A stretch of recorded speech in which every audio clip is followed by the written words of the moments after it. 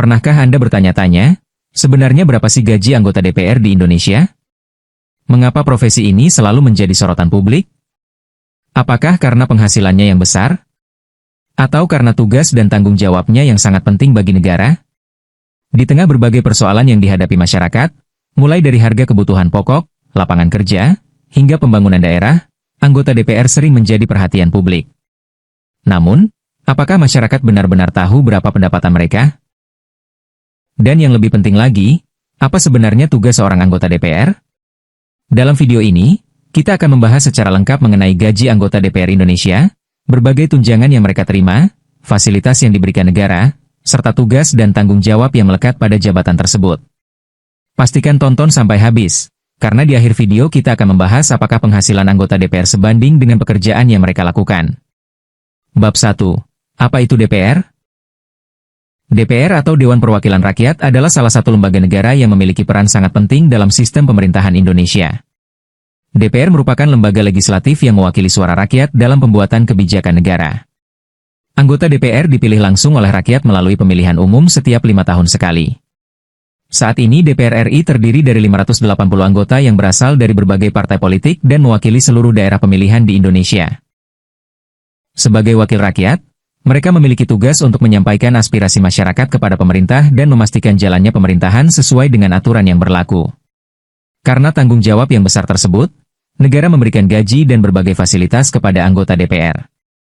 Namun berapa jumlahnya? Mari kita bahas satu persatu.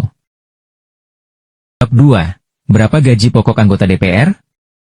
Banyak orang mengira anggota DPR menerima gaji ratusan juta rupiah setiap bulan. Faktanya, gaji pokok anggota DPR tidak sebesar yang dibayangkan banyak orang. Berdasarkan aturan yang berlaku, gaji pokok anggota DPR berada di kisaran sekitar 4 jutaan rupiah per bulan. Angka ini memang terlihat kecil jika dibandingkan dengan posisi strategis yang mereka emban. Namun perlu diketahui, pendapatan anggota DPR tidak hanya berasal dari gaji pokok.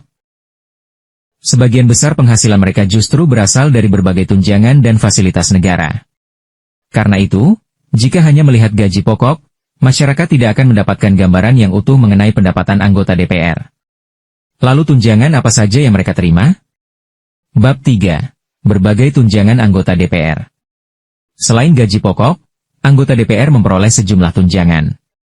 Di antaranya adalah 1. Tunjangan jabatan. Tunjangan ini diberikan karena posisi anggota DPR sebagai pejabat negara. Nilainya mencapai belasan juta rupiah setiap bulan. 2. Tunjangan keluarga. Anggota DPR yang telah berkeluarga berhak menerima tunjangan keluarga yang dihitung berdasarkan ketentuan tertentu. 3. Tunjangan beras. Meski terdengar unik, tunjangan beras masih menjadi bagian dari komponen penghasilan pejabat negara. 4. Tunjangan komunikasi intensif. Ini merupakan salah satu tunjangan yang cukup besar. Tujuannya untuk mendukung kegiatan komunikasi anggota DPR dengan masyarakat dan konstituennya. 5. Tunjangan kehormatan. Sebagai pejabat negara, anggota DPR juga menerima tunjangan kehormatan. 6. Bantuan listrik dan telepon. Bab 4. Fasilitas yang diterima DPR. Selain gaji dan tunjangan, anggota DPR juga mendapatkan berbagai fasilitas negara.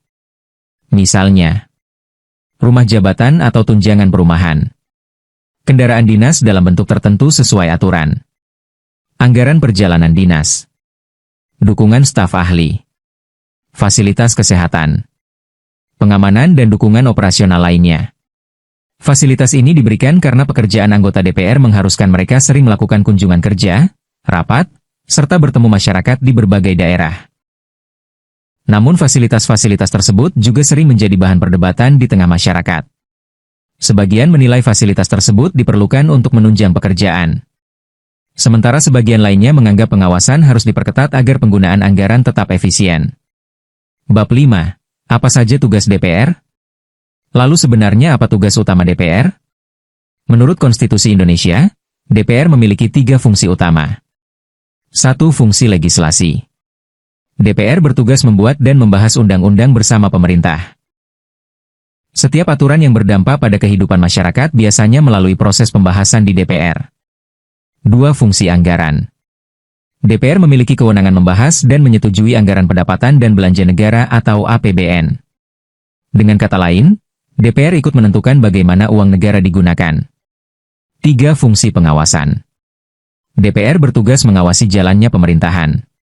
Jika ada kebijakan yang dianggap bermasalah, DPR dapat memanggil menteri atau pejabat terkait untuk memberikan penjelasan. Selain itu, anggota DPR juga melakukan reses, yaitu kegiatan turun langsung ke daerah pemilihan untuk menyerap aspirasi masyarakat.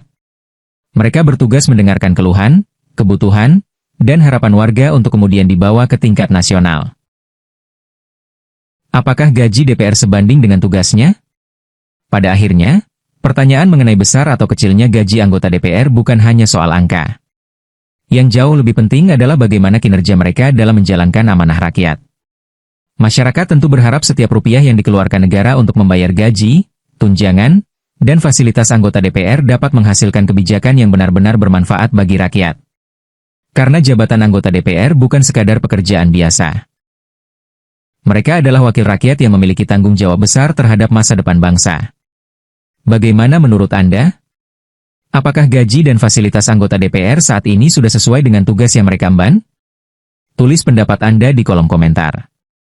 Jangan lupa like, subscribe, dan aktifkan lonceng notifikasi agar tidak ketinggalan video menarik lainnya tentang politik, ekonomi, dan fakta-fakta penting seputar Indonesia. Sampai jumpa di video berikutnya. Terima kasih telah menonton.